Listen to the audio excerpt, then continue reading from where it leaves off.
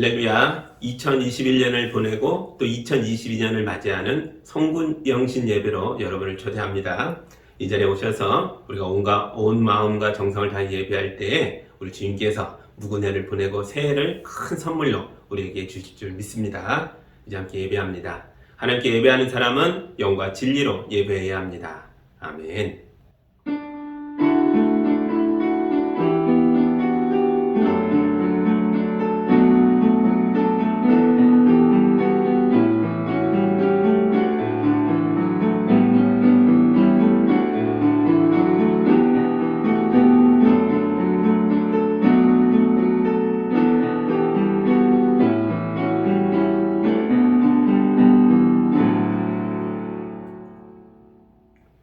인류의 역사를 섭리하시며 사람의 생사화복을 주관하시는 거룩하신 하나님 아버지, 2021년을 마무리하는 마지막 날 우리가 주님 앞에 왔습니다.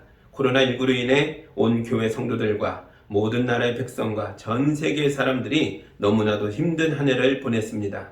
그러나 뒤돌아보니 그 모든 위기와 역경 속에서도 하나님께서 우리를 지키시고 인도하셨다는 것을 발견합니다. 베풀어 주신 사랑과 은혜를 우리 마음에 담아두고 이 시간 우리가 겸손하게 머리를 숙였습니다. 마음과 뜻과 정성을 다해 드리는 우리의 찬양과 예배를 받으시고 주님의 말씀으로 위로하시고 한 해를 잘 마무리하고 새해를 준비할 수 있도록 인도하여 주옵소서. 예수님의 이름으로 기도합니다. 아멘. 찬송가 5장 함께 찬양합니다.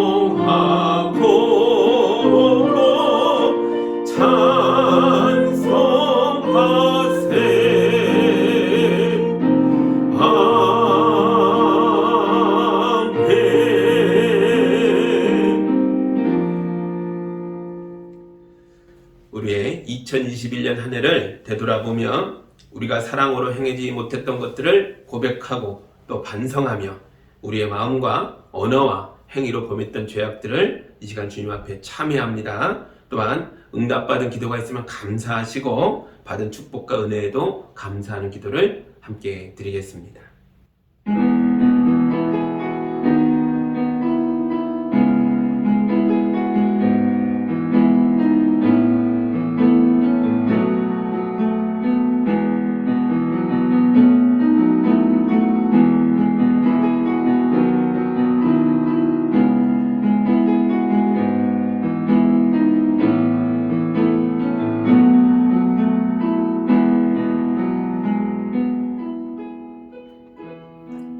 인자와 긍휼이 하늘보다 높고 풍성하신 하나님 아버지, 2021년의 마지막 날에 우리가 두렵고 떨리는 마음으로 주님 앞에 나와 우리의 솔직한 모습을 있는 그대로 드러냅니다.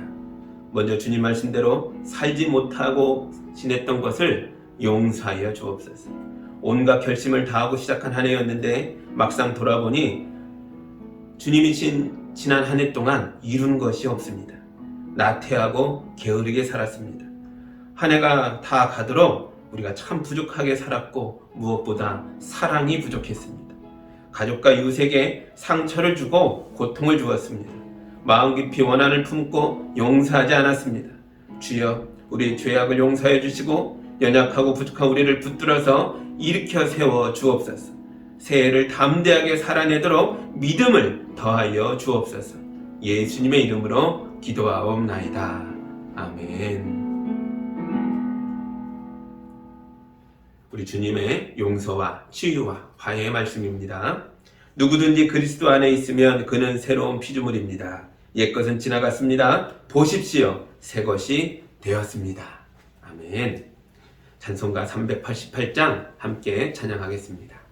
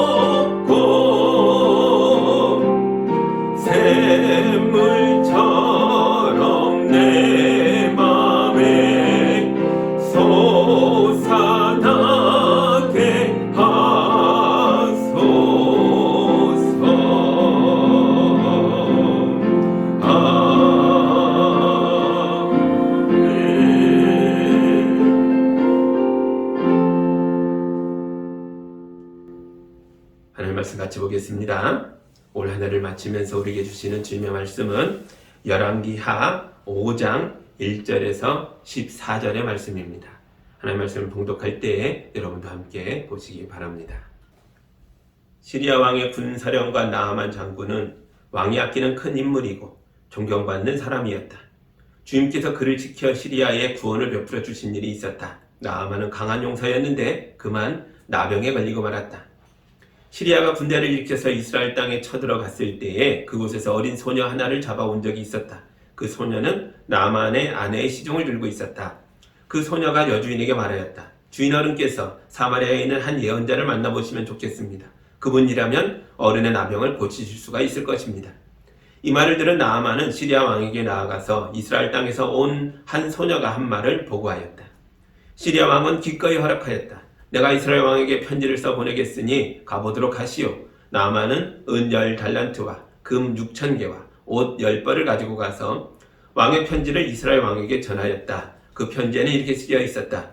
내가 이 편지와 함께 나의 신하 나아만을 귀하에게 보냅니다. 부디 그의 나병을 고쳐주시기 바랍니다. 이스라엘 왕은 그 편지를 읽고 낙담하여 자기 옷을 찢으며 주위를 둘러보고 말하였다. 내가 사람을 죽이고 살리는 신이라도 된다는 말인가? 이렇게 사람을 보내어 나병을 고쳐달라고 하니 될 말인가? 이것은 분명 공연히 트집을 잡아 싸울 기회를 찾으려는 것이니 자세히들 알아보도록 하시오. 이스라엘 왕이 낙담하여 옷을 찢었다는 소식을 하나님의 사람 엘리사가 듣고 왕에게 사람을 보내어 말하였다. 어찌하여 옷을 찢으셨습니까? 그 사람을 나에게 보내주십시오. 이스라엘에 예언자가 있음을 그에게 알려주겠습니다. 나아만은 군마와 병거를 거느리고 와서 엘리사의 집 문 앞에 멈추어 섰다. 엘리사는 사환을 지켜서 나아만에게 요단강으로 가서 몸을 7번 씻으면 장군의 몸이 다시 깨끗하게 될 것이라고 말하였다. 나아만은 이 말을 듣고 화가 나서 발길을 돌렸다. 적어도 엘리사가 직접 나와서 정중히 나를 맞이하고 주 그의 하나님의 이름을 부르며 상처 위에 직접 안수하여 나병을 고쳐주어야 도리가 아닌가. 다마스쿠스에 있는 아마나 강이나 바르발 강이 이스라엘에 있는 강물보다 좋지 않다는 말이냐. 강에서 씻으려면 거기서 씻으면 될 것 아닌가. 우리나라의 강물에서는 씻기지 않기라도 한다는 말이냐 하고 불평하였다. 그렇게 불평을 하고 나서 나아만은 발길을 돌이켜 분을 참지 못하고 떠나갔다. 그러나 부하들이 그에게 가까워해서 말하였다. 장군님, 그 예언자가 이보다 더한 일을 하라고 하였다면 하지 않으셨겠습니까? 다만 몸이나 씻으시라는데 그러면 깨끗해진다는데 그것 좀 못할 까닭이 어디 있습니까? 그리하여 나아만은 하나님의 사람이 시킨 대로 요단강으로 가서 7번 몸을 씻었다. 그러자 그의 살결이 어린아이의 살결처럼 새 살로 돌아와 깨끗하게 나았다. 아멘. 네, 잠깐 기도합니다. 하나님 감사합니다. 시리아의 장군 나아만이 온몸에 병이 들어 고통받다가 하나님의 사람 앞에 와서 말씀대로 순종할 때 병이 고쳐지는 장면을 읽었습니다. 올 한 해 우리 아무리 힘들었던 일이 있다 할지라도 이 말씀 붙들고 고백하며 기도하며 나아갈 때에 우리 성도들의 삶도 고쳐지게 하여 주옵소서. 예수님의 이름으로 기도합니다. 아멘. 지난 2년 동안 만물의 영장이라고 자부하던 우리 인간들이 눈에 보이지도 않는 바이러스 때문에 엄청 고생하고 있습니다. 제대로 당했죠. 방역 전문가들이 백신만 나오면 코로나를 물리칠 수 있다라고 말했습니다. 그래서 저도 그렇고 여러분도 그렇고 온 백성이 백신 접종을 했는데요. 그런데 아직도 코로나를 해결하지 못했습니다. 오미크론 변이가 등장하고 감염자가 급속하게 늘어나면서 이 좋은 연말에 봉쇄 명령이 다시 내려졌죠. 올해도 연말을 이렇게 보내야 한다라고 하니 우리의 마음이 심란합니다. 오늘 본문에도 우리처럼 마음이 매우 심란한 사람이 한 명 나오죠. 1절 다시 보시죠. 시리아 왕의 군사령관 나아만 장군은 왕이 아끼는 큰 인물이고 존경받는 사람이었다. 주님께서 그를 시켜 시리아에 구원을 베풀어 주신 일이 있었다. 나아만은 강한 용사였는데 그만 나병에 걸리고 말았다. 아멘. 시리아는 북이스라엘과 국경을 맞대고 있는 아람 사람들이 사는 땅입니다. 강대국이죠. 중동의 패권을 다투는 강국 중에 하나였습니다. 나아만 장군은 이 강대국에서도 큰 인물로 존경받는 사람이었습니다. 나아만이 자기 인생에서 최고의 전성기를 보내던 바로 그때에 그만 그의 몸에 나병이 걸렸다는 거죠. 나아만이 걸린 나병은 아마도 온몸에 각질이 하얗게 일어나거나 벌겋게 염증이 생겨서 짓무르는 악성 피부병이었을 겁니다. 우리가 생각하는 한센치병은 좀 다른 것 같아요. 나아만은 자기 병을 고쳐보려고 시리아의 모든 권력을 다 동원해서 방법을 찾았을 겁니다. 좋다는, 훌륭하다는 의사 다 들여왔을 거고요. 효과가 있다는 약들은 다 동원해 봤겠죠. 그런데도 별 소용이 없었습니다. 그 외 권력과 물질로 해결이 안 나는 거예요. 그래서 나아만 집안의 분위기는 엄청 살벌했겠죠. 우울해진 나아만이 짜증도 많이 내고 화도 잘 냈을 거니까요. 이럴 때일수록 아랫사람들, 특히 이 집안의 하인들은 몸을 더 낮추고 숨소리도 죽여가면서 조심해야 했습니다. 그런데 하나님의 사람들은 좀 특이해요. 아픈 사람을 보면 가만히 있지 못합니다. 이스라엘에서 잡혀와서 이 집의 하녀가 된 어린 소녀도 그랬다는 거죠. 3절 보시죠. 그 소녀가 여주인에게 말하였다. 주인 어른께서 사마리아에 있는 한 예언자를 만나보시면 좋겠습니다. 그분이라면 어린애 나병을 고칠 수가 있을 것입니다. 아멘. 안 고쳐지면 어떡하려고요. 이런 말 함부로 하는 거 아니죠. 안 그래도 나아만이 막 화가 나 있고 짜증이 나 있고 막 실망해서 막 분노가 끓어오르고 있는데 다 조심하고 있는 분위기 속에 제가 방법을 아는데요. 하나님의 사람을 만나면 됩니다. 이렇게 말한다는 건요. 이거 보통 용기가 아닙니다. 특히 이 아이는 시리아와 북이스라엘 사이의 전쟁통에 잡혀온 전쟁포로였잖아요. 어쩌면 나아만의 부하에게 그의 부모가 살해당했을 수도 있습니다. 그런데 본문을 잘 읽어보면 우리는 이 소녀에게서 어두운 그늘을 발견할 수가 없어요. 전쟁포로가 되어 나아만 집안의 노예가 됐으니 이 소녀가 느끼는 세상은 아주 지독하고 고통스러운 지옥일 텐데, 그게 정상일 텐데, 이상하게도 이 아이는 자기 처지를 비관하는 것처럼 보이지 않아요. 오히려 밝고 건강하고 사랑스러워 보이기까지 합니다. 자기 여주인에게 제잘제잘 말을 잘 합니다. 도대체 무슨 일인지 몰라도 이 소녀는 부모님의 원수일 수도 있고 나라와 민족의 원수인 주인을 진심으로 걱정해주고 있습니다. 여러분 같으면 나아만에게 치료법을 알려줄 수 있겠습니까? 일반적으로는 절대로 말해주지 않겠죠. 그런데 하나님의 사람들, 하나님을 믿는 사람들은 일반적이지가 않다는 거죠. 이상하게도 우리 그리스도인들은 항상 사람을 살리는 쪽으로 선택을 합니다. 우리 기독교인들은 정말 이상한 집단이에요. 우리 기독교인들은 코로나 기간 동안 짜증과 분노 대신 감사를 더 많이 했거든요. 지난달에 11월 중순쯤인가 그래요. 목회 데이터 연구소라는 기관이 있습니다. 이곳에서 기독교인의 감사 생활에 대하여 설문조사를 했어요. 19살 이상의 남녀 1000여 명에게 질문을 한 거예요. 다 기독교인들이죠. 그들에게 질문을 했습니다. 코로나19 이후 감사 생활에 어떤 변화가 있었습니까? 라고 물어봤어요. 더 많이 감사했다. 19%. 똑같이 감사했다. 56%로 무려 75%에 달하는 기독교인들이 나이와 상관없이 다들 감사가 줄어들지 않았다. 오히려 더 감사했다라고 고백했다는 거죠. 코로나 분류라고 해서 온 세상 사람들이 다 우울해하고 있는 기간 동안 무려 75%의 기독교인들은 감사 생활을 유지하거나 더 감사했다니. 이건 정말 놀라운 얘기죠. 기독교인과 일반인이 다를 게 뭐가 있겠습니까? 똑같이 어렵고 똑같이 힘들어요. 딱 하나가 다른데 우리는 하나님을 믿고 있습니다. 우리가 어쩔 수 없는 상황에 처해 있다 할지라도 하나님이 일하고 계시다. 하나님이 내 편이시다는 걸 믿고 있다는 거죠. 그리고 우리 하나님이 우리에게 뭐라고 말씀하셨어요? 항상 기뻐하라. 쉬지 말고 기도하라. 그리고 범사의 모든 일에 감사하라. 이는 그리스도 예수 안에서 너희를 향한 하나님의 뜻이다. 우리가 이 말씀을 알고 있잖아요. 그래서 하나님을 믿는 기독교인들은 기뻐할 수 없는 상황에서도 기뻐합니다. 기도할 수 없는 순간에도 기도합니다. 그리고 우리 인생의 모든 장면 속에서 감사합니다. 이렇게 감사합니다라는 말에는 강력한 힘이 들어있다고 합니다. 어떤 사람이 이것만 연구해서 책을 내기도 했어요.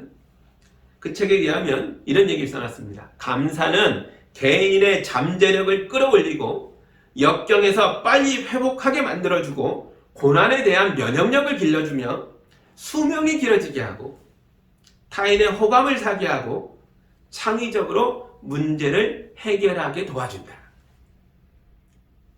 그래서 감사하는 사람의 인생 전체가 긍정적으로 변하더라. 이걸 연구해서 써놓은 책이 있습니다. 전쟁 프로였던 어린 소녀도 그랬습니다.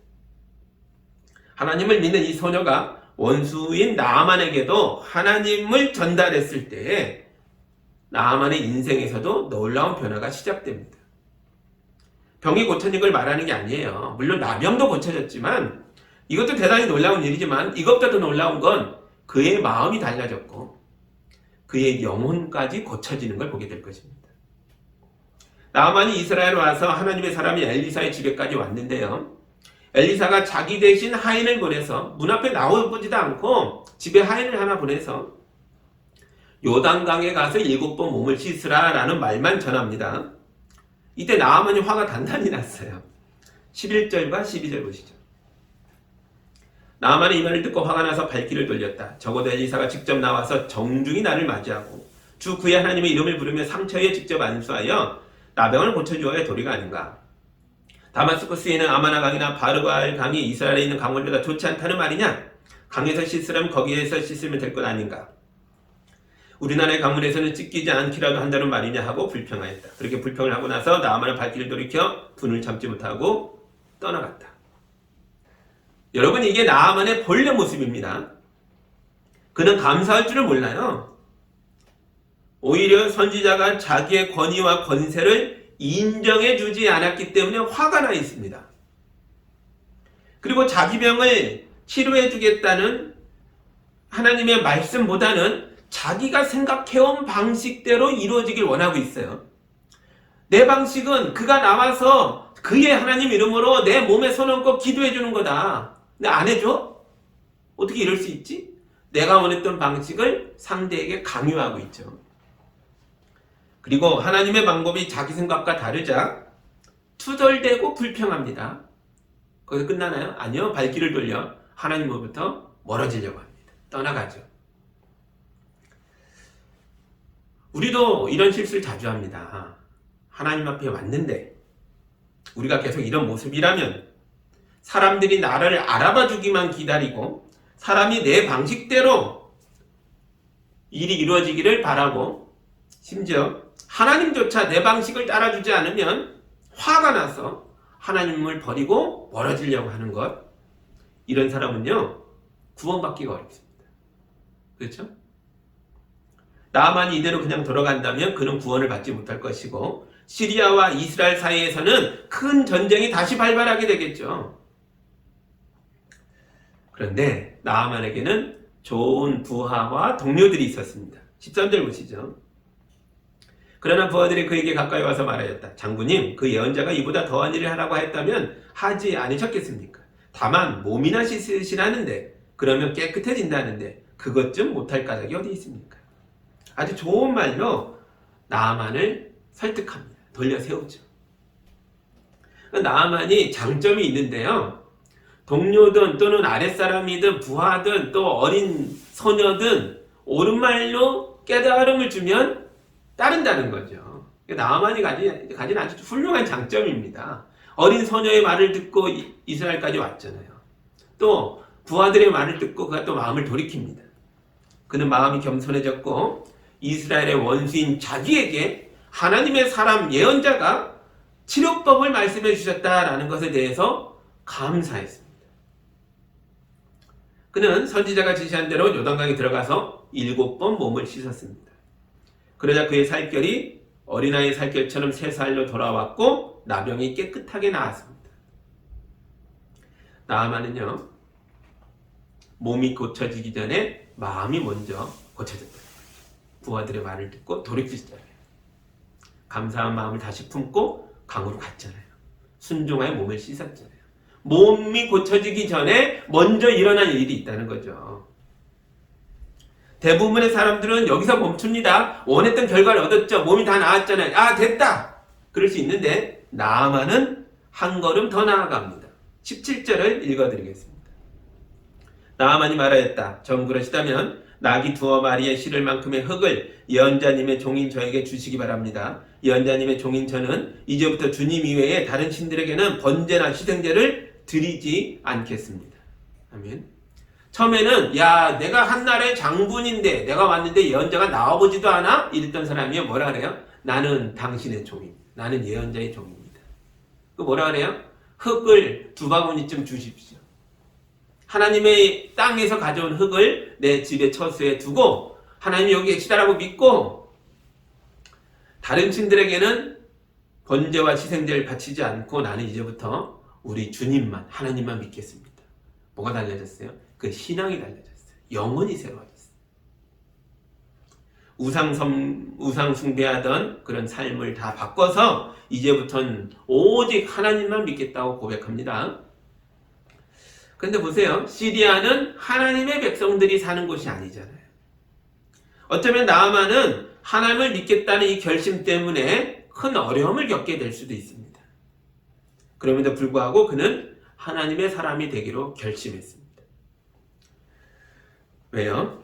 병을 고쳤기 때문에요? 아닙니다. 오직 여호와 하나님만이 살아계신 하나님이라는 것을 깨달았기 때문입니다. 나아만은 마음이 고쳐졌고 몸이 고쳐졌고 이제는 그의 영혼까지 반듯하게 세워졌습니다. 여러분 올 한 해 많이 힘드셨죠? 그 중에서 어떤 일이 제일 힘드셨습니까? 여러분 인생에서 꼭 해결받고 싶은 일들은 무엇입니까? 나만 장군의 나병처럼 여러분의 능력으로는 도저히 해결할 수 없다라고 포기한 일들은 무엇입니까? 흔히 문제의 답이 있다고 말하는데요. 그러나 어떤 문제는 문제를 아무리 들여다봐도 그 안에서 답을 구할 수 없습니다. 우리 인생의 문제의 가장 좋은 해결책은 눈을 들어 하늘을 보는 것입니다. 하나님께 감사하십시오. 감사하는 자를 주님이 도우십니다. 우리가 이제 같이 기도하는데요. 우리를 위해 십자가를 지신 예수님을 쳐다보시고 그리고 주님의 사랑과 희생에 감사해야 합니다. 우리에게 주시는 주님의 말씀에 귀를 기울이시고 그분의 말씀에 감사로 순종하셔야 합니다. 주님이 여러분의 마음과 영혼을 새롭게 하고 여러분 인생의 정답이 되어주시기를 우리 주님의 이름으로 축복합니다. 아멘. 제가 기도하고요. 여러분 마음을 모아서 새해를 준비하는 마음으로 우리 고요히 기도하는 시간 갖겠습니다. 사랑의 하나님 아버지 감사합니다. 나아만 장군이 하나님의 말씀을 듣고 그가 겸손하게 마음을 바꾸어서 순종할 때에 고쳐지고 새로워지는 걸 보았습니다. 우리 인생도 이렇게 되길 원합니다. 한 해 동안 많은 일들이 있었습니다. 문제를 붙들고 씨름했습니다. 그러다가 하나님을 놓쳤습니다. 주여 이제 우리가 다시 주의 말씀을 듣고 귀를 기울이고 우리의 마음을 내려놓고 주님을 바라봅니다. 십자가를 쳐다봅니다. 예수의 말씀을 우리가 붙들고 순종하고자 합니다. 이제 말씀 가운데 우리 삶이 달라지게 해주시고 마음이 중심부터 새로워지게 하시고 무엇보다도 우리의 신앙이 새로워지게 하여 주셔서 우리의 삶이 고쳐지게 하여 주옵소서. 예수님의 이름으로 기도합니다. 아멘. 온 마음을 다하여 새해를 준비하며 함께 기도합니다.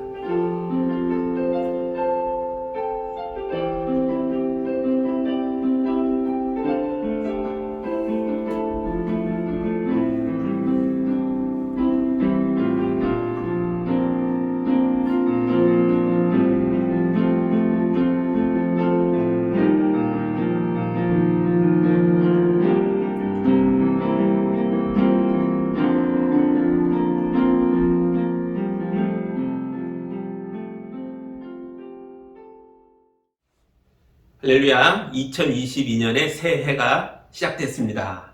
우리 옆에 있는 가족에게 새해 복 많이 받으십시오. 하나님 함께 하시길 바랍니다. 축복합니다. 혼자 계신 분은 자기 자신을 축복하시면 돼요. 새해 복 많이 받으라. 하나님이 함께 하시길 바란다. 우리 함께 인사합니다.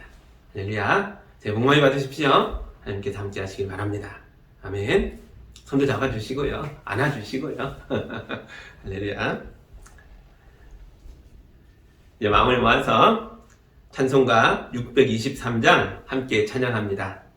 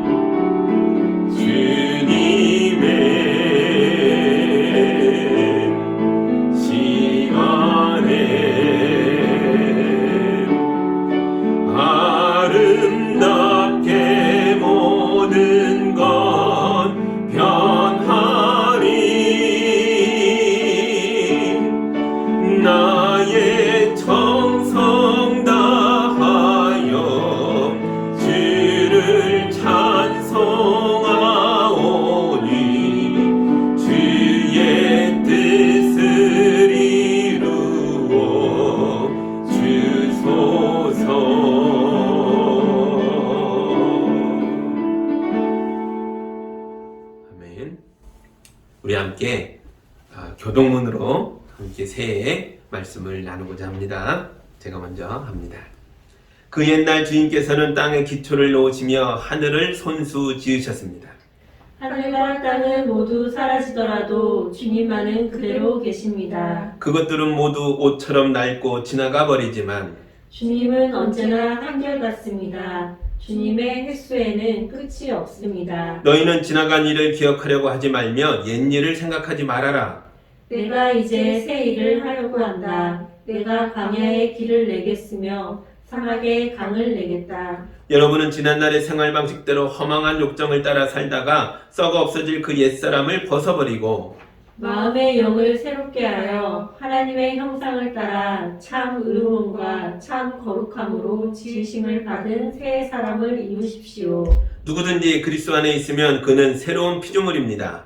옛것은 지나갔습니다. 보십시오. 새것이 되었습니다. 아멘. 이제 사도신경으로 우리의 신앙을 함께 고백하겠습니다. 나는 전능하신 아버지 하나님 천지의 창조주를 믿습니다. 나는 그의 유일하신 아들 우리 주 예수 그리스도를 믿습니다. 그는 성령으로 잉태되어 동정녀 마리아에게서 나시고 본디오 빌라도에게 고난을 받아 십자가에 못 박혀 죽으시고 장사된 지 사흘 만에 죽은 자 가운데서 다시 살아나셨으며 하늘에 오르시어 전능하신 아버지 하나님 우편에 앉아 계시다가 거기로부터 살아있는 자와 죽은 자를 심판하러 오십니다. 나는 성령을 믿으며 거룩한 공교회와 성도의 교제와 죄를 용서받는 것과 몸의 부활과 영생을 믿습니다. 아멘. 찬송가 197장 함께 찬양하겠습니다.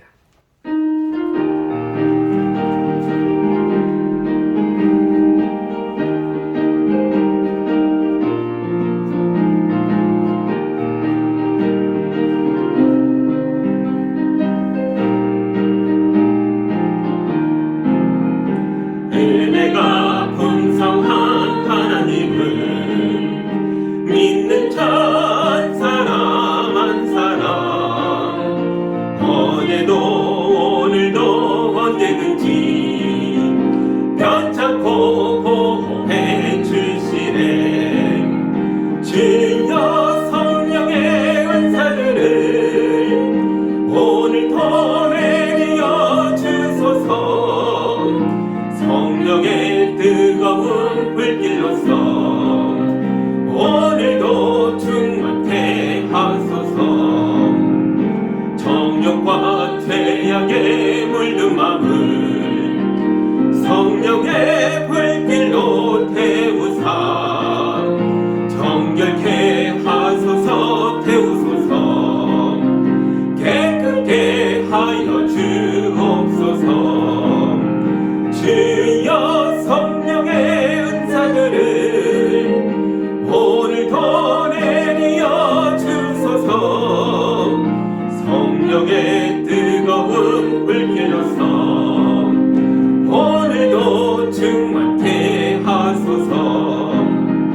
희생의 제물로 돌아가신 어린 양 우리 주 예수여, 구속의 은혜를 내리시사 오늘도 구원해 주소서. 주여 성령의 은사들을 오늘도 내리어 주소서. 성령의 뜨거운 불길로서 오늘도 충만케 하소서.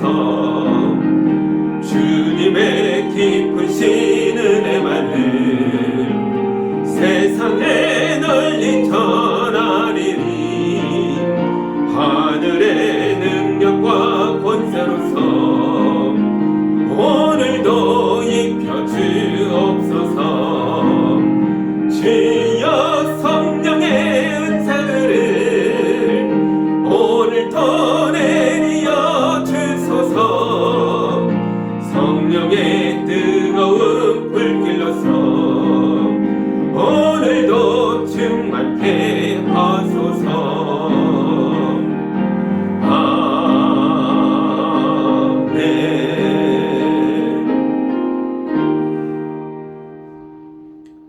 새해 첫날에 우리에게 주시는 하나님의 말씀입니다. 신약성경 디도서 3장 1절에서 7절의 말씀입니다. 그때는 신도를 일깨워서 통치자와 집권자에게 복종하게 하고 순종하고 모든 선한 일을 할 준비를 갖추게 하십시오. 또 아무도 비방하지 말고 싸우지 말고 관용하게 하며 언제나 모든 사람에게 온유하게 대하게 하십시오. 우리도 전에는 어리석고 순종하지 아니하고 미혹을 당하고 온갖 정욕과 향락에 종노릇하고 악의와 시기심을 가지고 살고 남에게 미움을 받고 서로 미워하면서 살았습니다. 그러나 우리의 구주이신 하나님께서 그 인자하심과 사랑하심을 나타내셔서 우리를 구원하셨습니다. 그분이 그렇게 하신 것은 우리가 행한 의로운 일 때문이 아니라 그분의 자비하심을 따라 거듭나게 씻어주심과 성령으로 새롭게 해주심으로 말미암은 것입니다.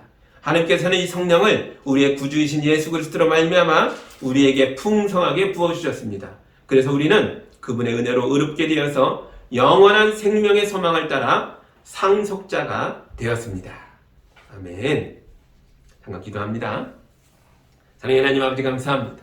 이제 과거의 옛사람 죽고 예수의 말씀으로 새 사람이 되어 이 자리에 섰습니다. 새해를 맞이하는 우리에게 이 말씀을 주셔서 감사합니다. 이 말씀대로 우리가 모든 선한 일을 행하기에 준비되게 하여 주옵소서. 예수님의 이름으로 기도합니다. 아멘. 우리는 사람의 마음이 새로워지고 영혼이 달라지면 그의 인생도 변한다 하는 것을 배웠습니다. 이 배움대로 이제 디도서 3장의 말씀으로 새해를 맞이하는 우리의 마음부터 새롭게 하고자 합니다. 바울 선교사님이 디도에게 권면했던 말씀들을 한 절 한 절 짚어가면서 우리의 마음을 새롭게 할 때에 주님께서 여러분의 2022년 새해를 활짝 열어주실 줄 믿습니다. 아멘. 이제 1절 봅니다. 그대는 신도를 일깨워서 통치자와 집권자에게 복종하고 순종하고 모든 선한 일을 할 준비를 갖추게 하십시오. 아멘. 신도를 일깨워줘야 합니다. 깨워서 선한 일을 할 준비를 시키래요. 우리에게 주시는 말씀이죠. 그런데 좀 이상한 부분이 있죠. 통치자와 집권자에게 복종하고 순종하는 게 우리가 선한 일을 하는 것과 무슨 관계가 있을까요? 교회는 하나님 나라의 일부분이 있잖아요. 그래서 우리에게 최고의 권위는 하나님의 말씀이지 세상의 법이 아닙니다. 그런데 바울 선교사님은 교인들에게, 성도들에게 세상의 통치자와 집권자에게 복종하고 순종하라 라고 말씀하신다는 거죠. 이상하죠? 바울이 세속 권력과 타협해라 이런 말을 하는 걸까요? 그렇지 않습니다. 바울 선교사님이 하시는 말의 핵심은 뒷부분에 있는 말이에요. 그것이 모든 선한 일을 할 준비를 갖추게 해줄 것이다 라는 말입니다. 코로나가 한창일 때 정부는 교회 모임을 막았고 심지어 예배도 못 드리게 했습니다. 그래서 많은 교회들이 정부의 방침에 반발해서 대면 예배와 모임을 강행했죠. 그러다가 집단 감염이 발생한 교회들도 생겼습니다. 그래서 그 결과가 뭡니까? 우리가 하던 선한 일들이 다 막혀버린 거예요. 이제 일반 사람들에게 교인들이란, 교회란 상식이 없는 집단이라고 비춰지고 있다는 거죠. 우리가 전하는 예수의 복음이, 우리의 뜨거운 예배가, 우리의 거룩한 헌신이 일반 사람들의 눈에 광신자들이다라고 보여진다는 거죠. 물론 이런 오해는 곧 풀릴 거예요. 왜냐하면 많은 교회들이 올바른 정보와 상식을 가지고 보건당국의 지침도 잘 따르면서 아주 모범적인 모습으로 우리 지역사회에서 활동했거든요. 우리도 그랬잖아요. 지난주 송년주일 주부를 보니까 우리 1년 번호가 30번대더라고요. 52주 아니에요. 1년에 52주 중에 몇 달간을 온라인 비대면 예배로 드려서 주보가 만들어지지 않았었다라는 뜻이죠. 우리가 이 세상의 안전을 위해서 이 땅의 통치자들에게 협력한 겁니다. 무슨 타협 뭐 이런 게 아니고요. 세상의 안전을 위하여, 세상의 구원을 위하여, 우리의 이웃을 보호하고자 우리가 협력해야죠. 그러면 우리는 한 사람의 영혼을 구원하는 선한 일을 할 준비를 갖추게 되는 것입니다. 우리 교단의 새 표어가 복음으로 교회를 새롭게, 그 다음엔요, 복음으로 세상을 이롭게입니다. 교회만 새로워질 게 아니라 복음으로 교회가 새로워진 만큼 예수의 복음으로 세상도 이루어지도록 돕자는 게 교회라는 거죠. 예수님은 교회와 세상을 모두 구원하시는 우리 하나님이십니다. 복음을 가진 교회가 올바르게 기능하면 세상이 구원을 받게 됩니다. 나아만 집안의 어린 소녀를 기억하십시오. 그 소녀가 하나님의 사람으로 그 땅에 있었기 때문에 나아만과 그 집안이 복을 받았습니다.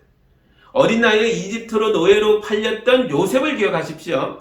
이 소년이 하나님의 사람으로서 이집트에 존재했기 때문에 이집트가 복을 받았습니다. 이 땅에 교회가 하나님 나라의 일부분으로서 이 땅에 존재하기에 우리 대한민국이 복을 받게 될 줄 믿습니다. 여러분, 여러분의 가정이나 직장도 마찬가지입니다. 여러분이 예수님의 복음을 품은 작은 예수가 될 때에 여러분의 가정과 여러분의 직장도 복을 받게 될 것입니다. 내 가족과 동료에게 예수님을 전해서 그의 영혼을 구원하고자 하는 선한 열심이 여러분 속에 있다면 내 가정과 내 직장의 권위자를 존중해 주십시오. 그들과 다투면 안 됩니다. 가정과 직장에 실세와 가깝게 지내십시오. 뭐 비겁해져라 이런 뜻이 아닙니다. 생명을 구원하는 일을 위하여 유연해지시기 바랍니다. 이 복음을 가졌다는 분들이 너무 강직하게 너무 딱딱해요. 그럴 필요 없습니다. 우리 예수님 보세요. 농담도 잘하시고 어려워하면 비유를 들어가면 잘 쉽게 설명해 주시고 또 바울을 보세요. 유대인에게는 유대인처럼 이방인에게는 이방인처럼 다가가면서 복음을 전했다고 얘기했죠. 우리는 이런 유연성을 우리의 믿음의 선배들과 또 무엇보다도 우리 예수님께 배워야죠. 왜 예수의 사람들이 그렇게 딱딱합니까? 그럴 필요 없어요. 유연해지십시오. 1절이 공적인 관계에서 권위를 가진 통치자들을 우리가 어떻게 대할 것인가에 대해서 말하고 있다면 2절은 동료와 이웃에 대한 수평적인 관계 속에서 우리가 그들을 어떻게 대해줘야 하는가에 대해서 말씀하고 있습니다. 2절 보시죠. 또 아무도 비방하지 말고 싸우지 말고 관용하게 하며 언제나 모든 사람에게 온유하게 대하게 하십시오. 아멘. 앞부분 두 개는 부정적으로 이거 하지 마라 라고 되어 있고요. 뒷부분은 또 이거 해라 라고 두 개를 얘기합니다. 먼저 하지 말라는 앞에 두 가지가 뭐예요? 아무도 비방하지 말고 싸우지 말라. 이거죠. 여러분 비방이 뭡니까? 비방은 말로 상대방을 깎아내리는 것입니다. 사실 우리 그리스도인들이요, 비방에 재능이 있어요. 왜냐하면 우리는 교만을 너무 싫어하거든요. 하나님 말씀에 교만한 자는 하나님을 이렇게 섬길 수 없다. 하나님과 멀어질 수밖에 없다. 심판받는다. 이런 얘기 있죠. 우리는 교만을 버리고 겸손해져야 된다는 강박이 있어요. 근데 문제는 이걸 나에게 적용하는 게 아니고 다른 사람에게 적용한다는 거죠. 어떤 사람이 뭔가 좀 잘해서 자랑을 해요. 그럼 우리가 어떤 생각이 듭니까? 저 사람 교만한데?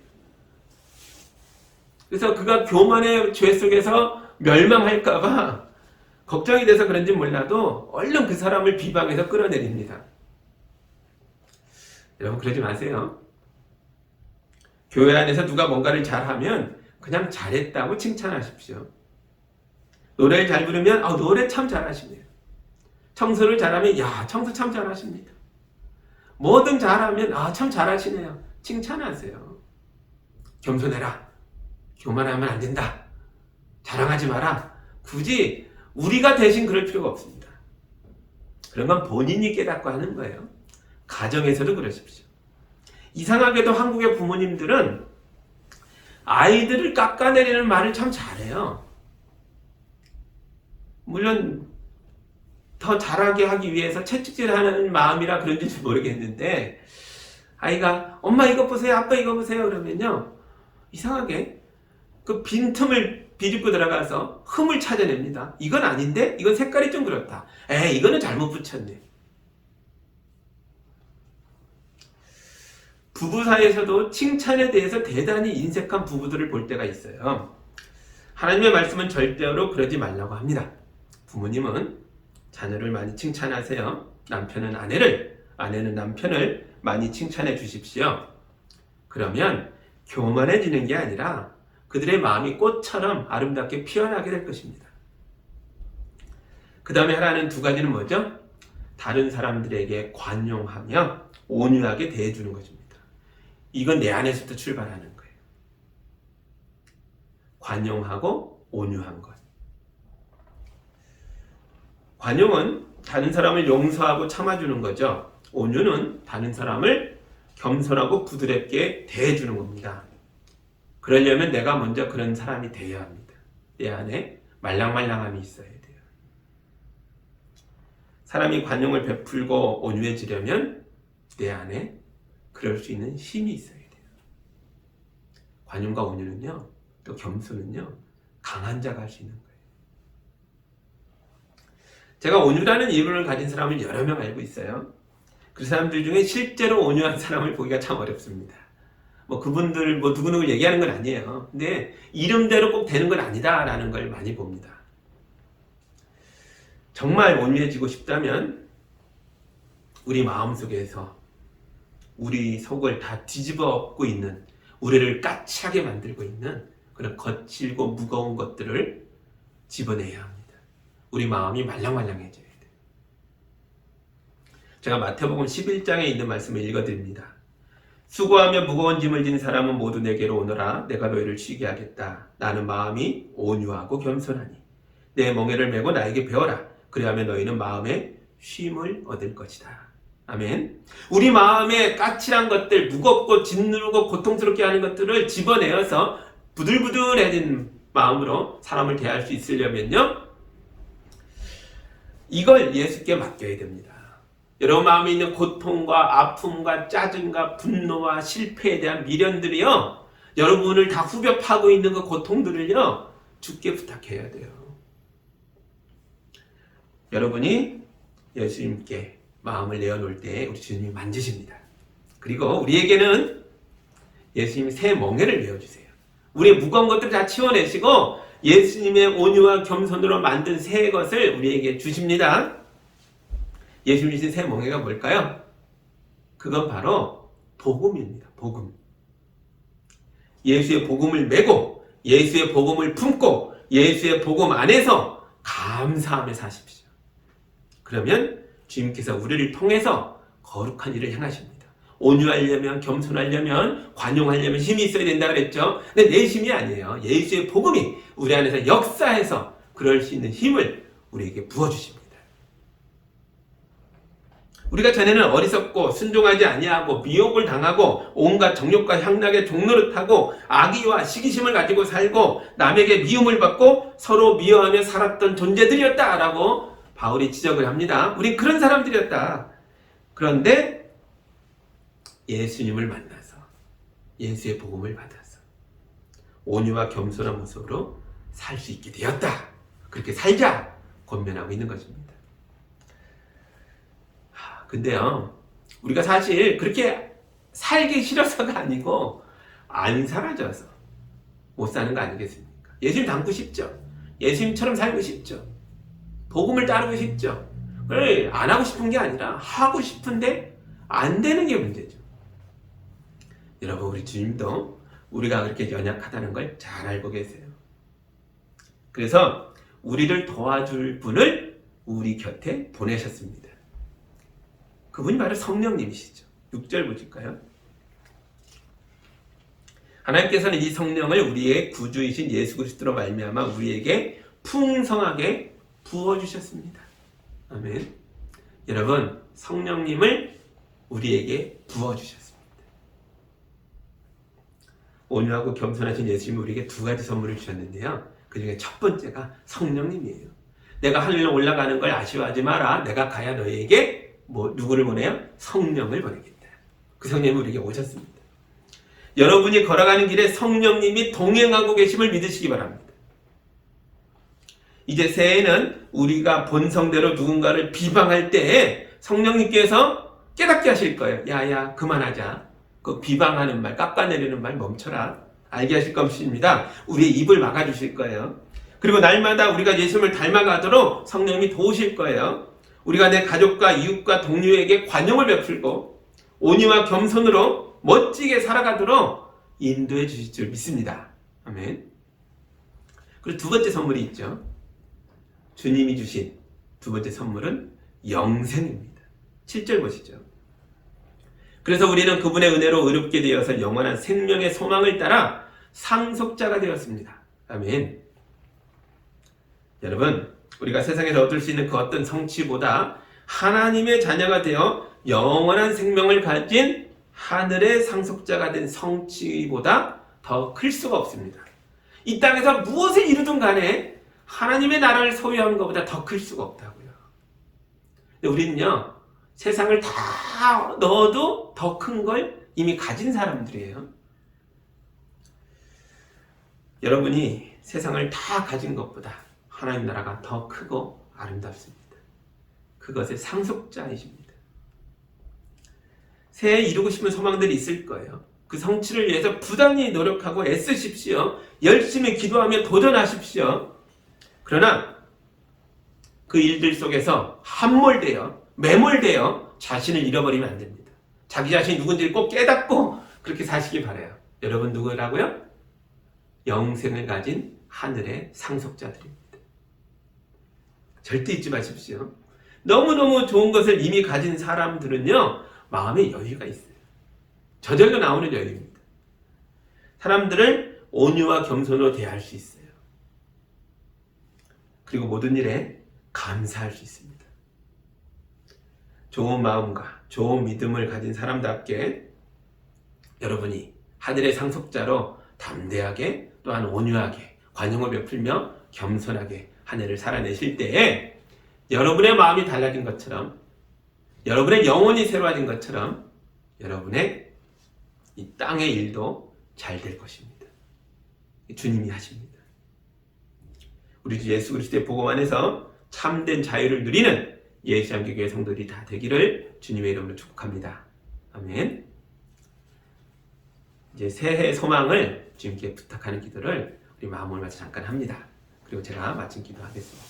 이런 마음을 모아서 하나님 새해 이런 생각들이 있는데요. 이걸 위해서 내가 노력하겠습니다. 성령으로 나를 올바르게 인도해 주세요. 우리의 마음을 다스려 주세요. 함께 기도합니다. 아버지 감사합니다.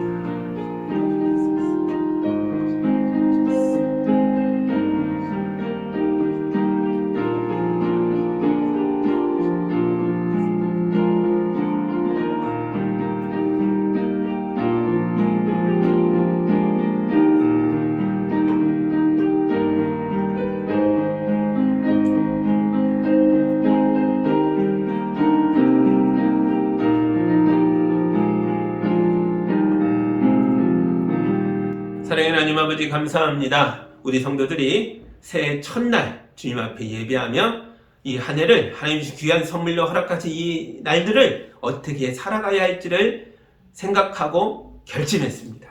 말씀을 가진 자, 복음을 담은 자로 이제 담대하게 세상을 살길 원합니다. 온유와 관용과 겸손으로 사람들을 대하길 원합니다. 선한 일을 행할 준비를 갖출 수 있도록 도와주시옵소서. 우리의 능력으로 다 이룰 수 없사오니 성령으로 부어주셔서 성령의 인도하심 속에서 이 땅을 잘 살아날 수 있도록 도와주시옵소서.